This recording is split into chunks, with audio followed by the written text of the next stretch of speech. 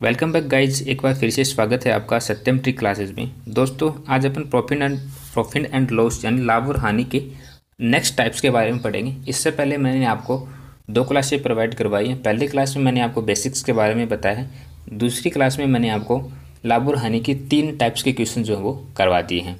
अब हम क्या करेंगे, 3 टाइप्स के क्वेश्चन आज और करने वाले हैं, जिसमें आज हमारा टाइप 4 रहेगा। ओके, तो फोर्थ टाइप के क्वेश्चन में जब हमारा जो पहला क्वेश्चन है वो कुछ इस तरीके से है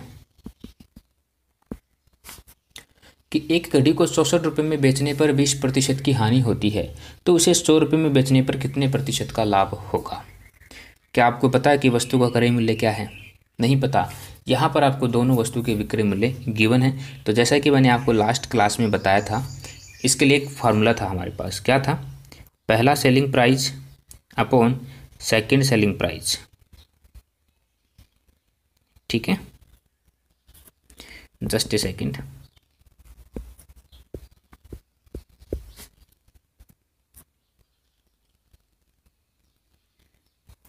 पहला selling price upon second selling price जो है वो बराबर होता है किसके?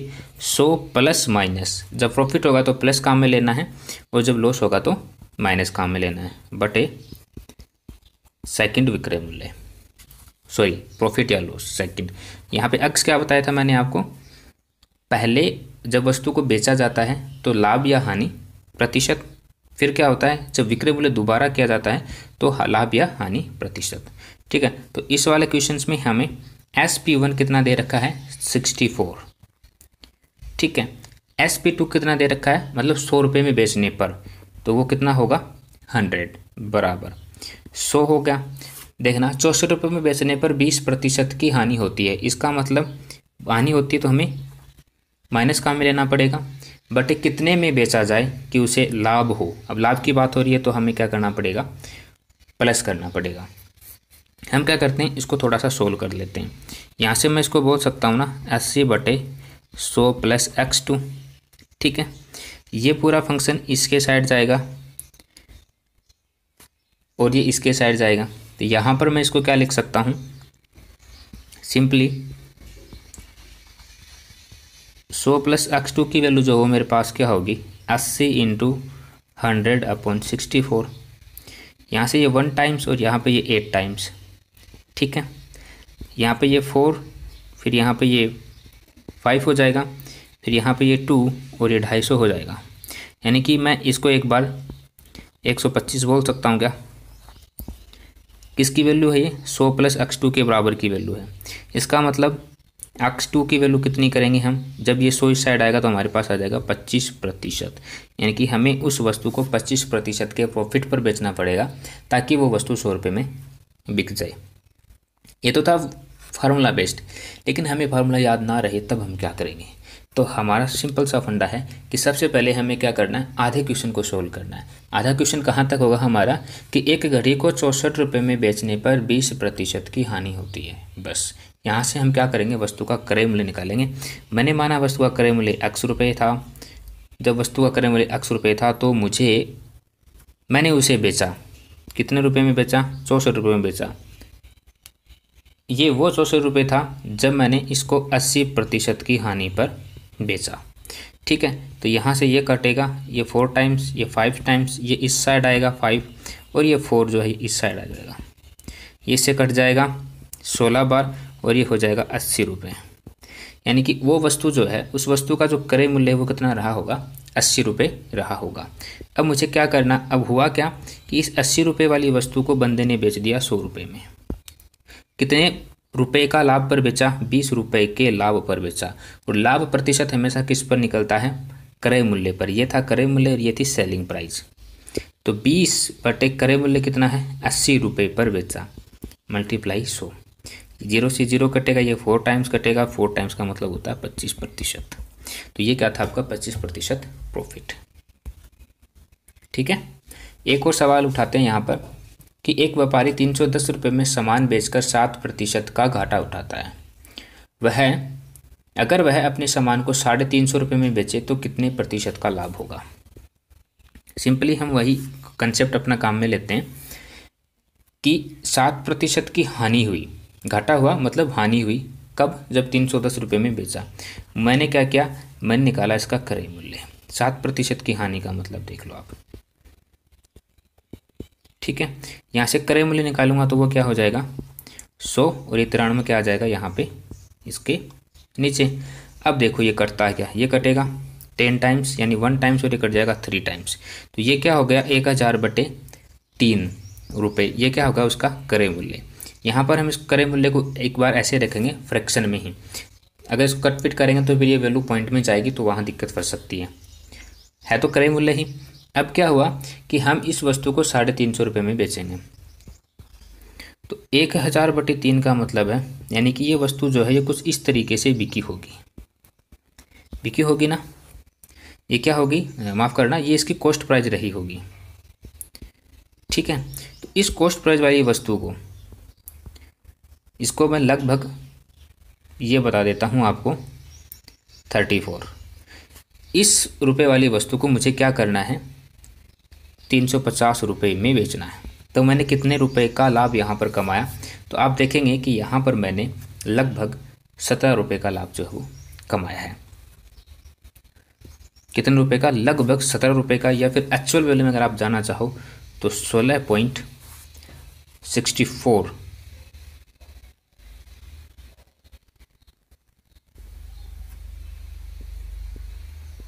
ठीक है, 16.66 रुपये का मैंने यहाँ पर लाभ कमाया। अब ये लाभ था किस रुपए पर लाभ कमाया मैंने, इस कॉस्ट प्राइस पर मैंने 16.66 रुपये का लाभ कमाया। तो अब हमें क्या करना है, इसको लगभग बराबर दे देना है। अगर आप एग्जैक्ट वैल्यू को सोल्व करना चाहोगे तो ये पॉइंट में फंस जाएगी, थोड़ी दिक्कत आएगी आपको।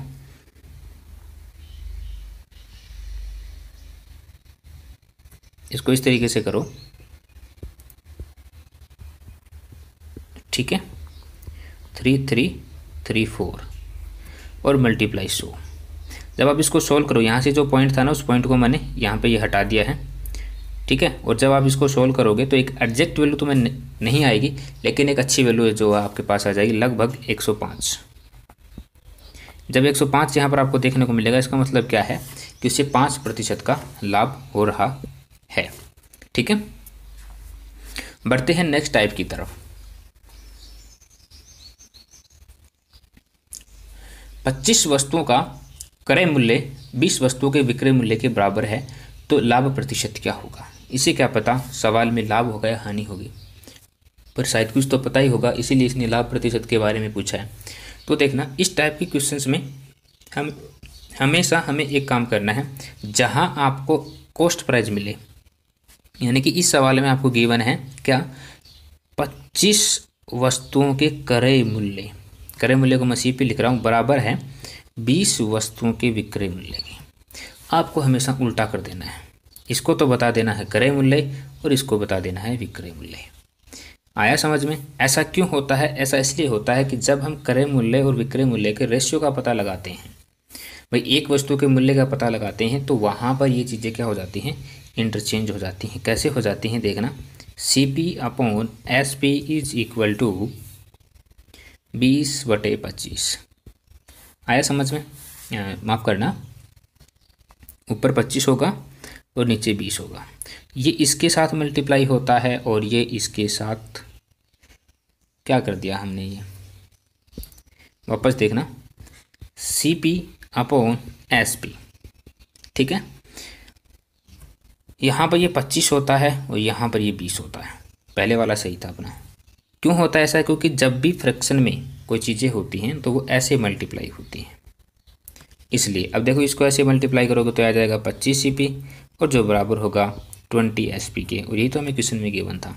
ठीक है, तो इन दिस टाइप क्वेश्चंस हमें क्या करना है, कॉस्ट प्राइस को सेलिंग प्राइस बना देना है और सेलिंग प्राइस को कॉस्ट प्राइस बना देना है। तो यहाँ पे आप देखोगे जब हम ऐसा करते हैं तो हमने क्या किया था, वस्तु को 20 रुपये में ख़रीदा और वस्तु को 25 रुपये में हमने सेल कर दिया, यानी कि बेच दिया। तो 20 रुपये में खरीदी गई वस्तु जब 25 रुपये में बिकती है तो हमें 5 रुपये का लाभ होता है। बात होती है प्रतिशत लाभ की, तो प्रतिशत लाभ अथवा हानि हमेशा क्रय मूल्य पर निकाले जाते हैं। तो ये हो जाएगा 20 रुपये।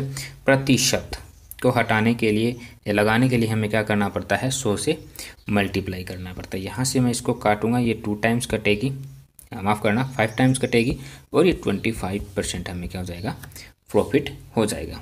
एक ट्रिक छोटी सी मैं आपको दिमाग में बता देता हूँ, याद रखना, सीक्रेट है, किसी को नहीं बताना। क्या है कि जब भी हमें 20% का लाभ अथवा हानि होती है तो हमें हमेशा 25% का लाभ अथवा हानि होगी। अगर मुझे 20% की हानि हुई तो मुझे 25% का प्रॉफिट होगा, अगर मुझे 20% का लाभ हुआ तो मुझे 25% की हानि होगी। ये हमेशा उल्टे फ्रैक्शन होते हैं। ओके, बढ़ते हैं इसी तरीके के नेक्स्ट सवाल की तरफ। अगर यहाँ पे ये समझ नहीं आया तो इस सवाल को समझना। कहा गया है कि 12 वस्तुओं का क्रय मूल्य जो है वो 16 वस्तुओं के विक्रय मूल्य के बराबर है। ओके, तो इसको तो बना देना है, इसको तो बना देना है क्रय मूल्य और इसको बना देना है विक्रय मूल्य। ठीक है, यानी कि 12 रुपये क्या था आपका विक्रय मूल्य था। खरीदा कितने में था आपने इसको, 16 रुपये में खरीदा था। अब आप खुद बताओ, जब आप किसी वस्तु को 16 रुपये में खरीद के लाते हो, 12 रुपये में बेचते हो, इसका मतलब क्या है, इसका मतलब ये कि आपने 4 रुपये की हानि उठाई। किस पर उठाई, क्रय मूल्य पर उठाई। क्या था क्रय मूल्य, 16 रुपये था। प्रतिशत निकालने के लिए 100 से मल्टीप्लाई करते हैं, ये इससे 4 टाइम्स कटेगा। जैसे ये इससे 4 टाइम्स कटेगा ये से 25 टाइम्स कट जाएगा। ये क्या हुआ, 25% की हानि हुई। अब आप बोलोगे कि हानि कैसी हुई, ये कैसे पता चलेगा, तो ये साफ साफ पता चल रहा है। जब ये क्रय मूल्य है 16 रुपये तो देखो 12 रुपये माइनस में है, 16 से तो कम ही है 12 रुपये, तो क्या हो रहा है, हानि हो रही है। ओके, अब हम बढ़ते हैं नेक्स्ट टाइप्स की तरफ। नेक्स्ट टाइप जो वो हमारा क्या होगा, कहा गया है सवाल के अंदर कि एक व्यापारी ने 5 रुपये में 6 की दर से एक वस्तु खरीद कर 6 रुपये में 5 की दर से बेच दी, तो उसका लाभ प्रतिशत बताइए। ठीक है, यहाँ पे आपको इस वाले सवाल में एक चीज़ हमेशा ध्यान रखनी है। हालांकि यहाँ पर मैं आपको डिफरेंट टाइप मेथड बता सकता हूँ, लेकिन यहाँ पर फिलहाल आप इस मेथड को समझिए कि वस्तु के नीचे आपको वस्तु को रखना है और पैसे के नीचे आपको पैसे को रखना है। ठीक है, देखना, एक व्यापारी ने 5 रुपये में, तो ये 5 रुपये में 6 की दर से वस्तु खरीद कर 6 रुपये में 5 की दर से बेच दी। ठीक है, अब क्या करना है आपको, यहाँ पर क्रॉस मल्टीप्लाई करना है। जैसे ही आप इसको क्रॉस मल्टीप्लाई करोगे ये 36 रुपये आएगी और ये 25 रुपये आएगी। ये हमेशा कॉस्ट प्राइस होगी इस साइड, ये हमेशा सेलिंग प्राइस होगी इस साइड। आपने किसी वस्तु को 25 रुपये में ख़रीदा और 36 रुपये में बेच दिया, इसका मतलब आपने क्या किया, आपने 11 रुपये का लाभ कमाया। ठीक है, 11 रुपये का लाभ आपने कमाया। कितने रुपये पर कमाया, 25 रुपये पर कमाया। प्रतिशत में बदलने के लिए 100 से मल्टीप्लाई, ये 4 टाइम्स यानी 4 टाइम्स इससे कटेगा और 11 4 44, तो आपने क्या किया, 44% का लाभ आपने कमाया। ठीक है, एक नेक्स्ट सवाल की तरफ बढ़ते हैं। वहाँ पर मैं आपको एक नेक्स्ट प्रॉपर्टी जो हो बताऊँगा, मतलब एक नेक्स्ट तरीका बता देता हूँ। दोनों तरीके बता दूंगा, जो आपको अच्छा लगे वो करना। एक व्यापारी ने 10 रुपये में 11 की दर से कुछ वस्तुएं खरीद कर उन्हें 11 रुपये में 10 की दर से बेच दी, तो उसका लाभ प्रतिशत बताइए। पहला तरीका जो मैंने आपको बताया था, वस्तु के नीचे वस्तु, पैसे या रुपए के नीचे रुपये। हुआ क्या, 10 रुपये में खरीदी गई, 11 रुपये में बेच दी गई, फिर 11 रुपये में खरीदी, 10 रुपये में बेच दी। ये हमेशा कॉस्ट प्राइस होती है, ये हमेशा सेलिंग प्राइस होती है। क्रॉस मल्टीप्लाई करेंगे 121 रुपये आएगा, यहाँ पर 100 रुपये आएगा। आपने क्या किया प्यारे बच्चों, 100 रुपये में किसी वस्तु को खरीदा, 121 रुपये में उसको बेच दिया। इसका मतलब क्या किया था आपने, कि आपने 21 रुपये का यहाँ पर प्रॉफिट ले लिया। रुपये की बात करते हैं तो आपने 21 रुपये का ले लिया। प्रतिशत की बात करते हैं तो 100 रुपये की वस्तु को 121 में बेचा था। प्रतिशतता में बदलने के लिए 100 से मल्टीप्लाई, 100 से 100 कट जाएगा, आपके पास आ जाएगा 21% का लाभ। ये तो था आपका फर्स्ट तरीका। सेकंड तरीका आपको क्या करना है, 10 रुपये, 11 रुपये, 11 रुपये, 10 रुपये, इसका लेना है आपको एक सिंपल सा एलसीएम। एलसीएम क्या आएगा, एक एलसीएम छोटी सी कोई एक वैल्यू आपको, जो इसका एलसीएम आपको बता दे, इन दोनों का मल्टीप्लाई यानी कि 110 रुपये। ठीक है, अब आपको क्या करना है, 10 उसके बटे में 11 मल्टीप्लाई 110, यहाँ से ये कट जाएगी 1 टाइम, तो यह आ जाएगा 100 रुपये। ये हमेशा कॉस्ट प्राइस होगी, इन दोनों से हमेशा सेलिंग प्राइस निकलेगी।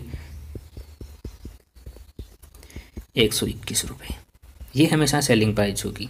इसका मतलब क्या हुआ, आपने 100 रुपये में किसी वस्तु को खरीदा और 121 रुपये में बेच दिया, कितने रुपए का लाभ कमाया, 21 रुपये का लाभ कमाया। कितने पर कमाया, 100 रुपये पर कमाया। प्रतिशत में बदलने के लिए 100 से मल्टीप्लाई कर दो। तो ये थी हमारी एलसीएम मेथड वाली ट्रिक। ठीक है, यहाँ पर आप कन्फ्यूज नहीं होंगे इन दिस टाइप क्वेश्चंस, मतलब यहाँ पर अगर आप एलसीएम मेथड अपनाते हैं तो यहाँ पर आप कन्फ्यूज नहीं होंगे। जैसा दिया गया है वैसा ही उन्हें लिख दीजिए। जैसे एक सवाल और करते हैं कि एक दुकानदार ने 10 रुपये में 6 की दर से टॉफ़ी खरीद कर 10 रुपये में 6 की दर से टॉफ़ी खरीद कर 5 रुपये में 2 की दर से बेच दी। ठीक है, एलसीएम क्या हो जाएगा 30, इसे नहीं ज़्यादा कोई 30। ये कॉस्ट प्राइस निकलेगी हमेशा 10 ऊपर, उसके बाद 6 और 30 से मल्टीप्लाई, 5 टाइम्स कटेगा, कितना आएगा 50 रुपये। आया नहीं आया, आया। उसके बाद सेलिंग प्राइस क्या थी, 5 रुपये में 2 की दर से बेच दी, यानी कि 75 रुपये, ये 15 टाइम्स। तो 50 रुपये वाली वस्तु को आपने 75 रुपये में बेची, तो आपने क्या किया था, आपने 25 रुपये का लाभ कमाया। कितने पर कमाया, 25 रुपये का लाभ। आपने 25 रुपये का जो लाभ है वो कमाया था 75 रुपये पर।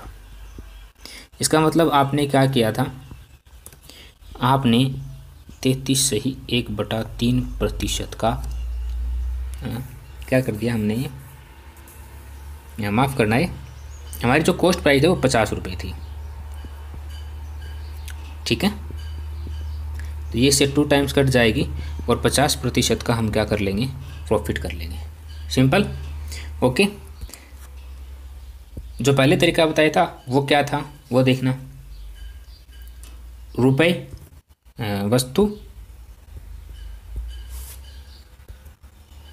सबसे पहले हमें क्या करना है, वस्तु, उसके बाद में पैसे। तो वस्तु के नीचे वस्तु, 6 टॉफ़ी 10 रुपये में, फिर उसके बाद में 5 रुपये में 2 टॉफ़ी, क्रॉस मल्टीप्लाई, 6 पंजो 30, 10 दूनी 20। ये क्या होती है हमेशा कॉस्ट प्राइस इस साइड पे, और ये होती है हमेशा सेलिंग प्राइस। 20 रुपये वाली वस्तु को 30 रुपये में बेच दिया, कितने रुपए का लाभ हुआ, 10 रुपये का। कितने पर हुआ, 20 रुपये पर हुआ, मल्टीप्लाई 20 500, 10 से मल्टीप्लाई होगा तो 50% का प्रॉफिट। ओके, दोनों तरीके आपको याद रहने चाहिए, क्योंकि ये जो इस टाइप के जो क्वेश्चंस है ना, वो आपको कभी कभी क्या कर देते हैं, एग्जाम में कंफ्यूज कर देते हैं। अगर आप चाहो तो इनकी ट्रिक्स पर भी जा सकते हो, पर वही है ना, ट्रिक्स पर जाने से कोई फ़ायदा नहीं होगा, फिर बहुत ज़्यादा ट्रिक्स जो है वो आपके सामने क्रिएट हो जाएंगे।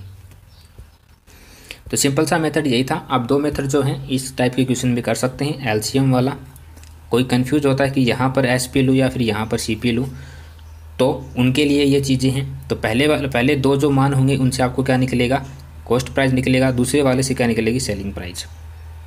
अगर कोई कंफ्यूज नहीं होता है तो वो क्या करना है, उसको सेकंड वाला मेथड काम में ले सकता है। दोनों ही मेथड जो हैं इंपॉर्टेंट है एग्जाम पॉइंट ऑफ व्यू से, ठीक है, क्योंकि आपका टाइम बचाते हैं। सो गाइज, आज के लिए इतना ही। Thank you so much.